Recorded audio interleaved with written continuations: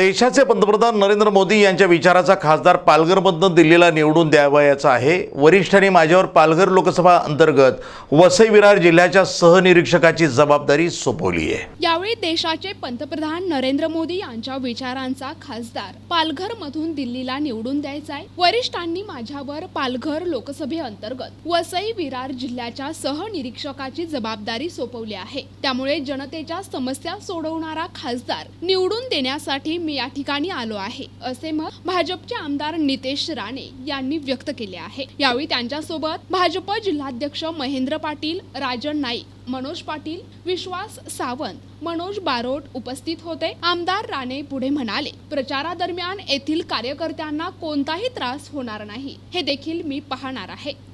सन्मान्य रवी चव्हाण साहेब या सगळ्यांच्या सूचनेनुसार मी कालपासूनच आपल्या ह्या वसई विरार भाग असो किंवा या लोकसभा मतदारसंघाच्या सहनिरीक्षक म्हणूनची जबाबदारी माझ्याकडे सोपवलेली आहे आणि त्याप्रमाणे मी कालपासून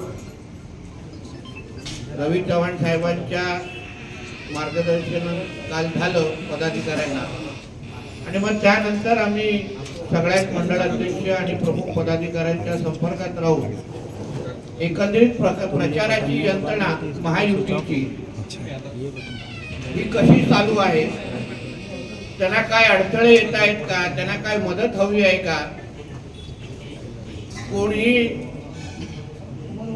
त्यांना प्रचार यंत्रणेमध्ये कुठली अडचण निर्माण करताय का, प्रत्येक कार्यकर्त्याला शेवटच्या कार्यकर्त्याला ताकद देण्यासाठी, त्याला सहकार्य करण्यासाठी त्याच्याबरोबर त्याच्यासाठी इथे उपलब्ध असणार आहे।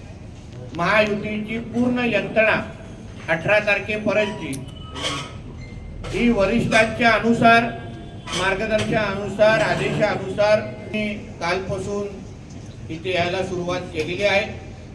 आता रोजच इथे येणं होईल, या कार्यकर्त्यांबरोबर उठबस होईल, प्रचारामध्ये मी तुम्हाला दिसेल, तिथे जिथे जिथे ताकद द्यायची असेल त्या जागी ताकद देताना मी दिसेल।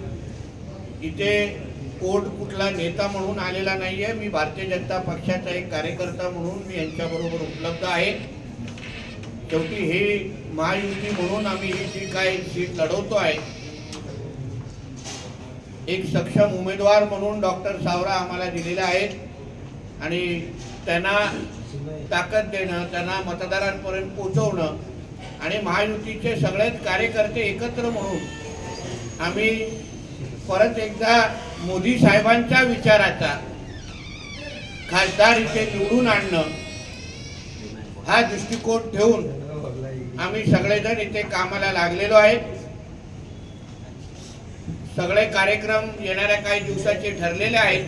कॉर्नर मीटिंग असो, डोर टू डोर कॅम्पेन असो, गृहमंत्री आदरणीय अमित शाह साहेबांची सभा असो आणि त्याचबरोबर अन्य कुठल्या नेत्यांच्या संबंधित काय माहिती आली त्यांचीही मग कार्यक्रम आणि त्यांचे दौरे ठरवण्याचा असो, म्हणून ह्या सगळ्या बाबतीमध्ये माझ्या ह्या सर्वच भारतीय जनता पक्षाच्या सहकाऱ्यांबरोबर उभं राहणं आणि एक मोठ्या फरकाने, मोठ्या मार्जिनने, घासून नाही ठासून आमचा उमेदवार इथे निवडून आणणं हा आमच्या सगळ्यांचं उद्दिष्ट नजरेसमोर ठेवून हिंदुत्ववादी विचाराचे आम्ही सगळे कार्यकर्ते असल्यामुळे हा मतदारसंघ हिंदुत्ववादीच्या विचाराच्या दृष्टिकोनातून नजरेसमोर ठेवूनच घराघरापर्यंत या देशाला मोदीजीची गरज का आहे आणि पालघरचा खासदार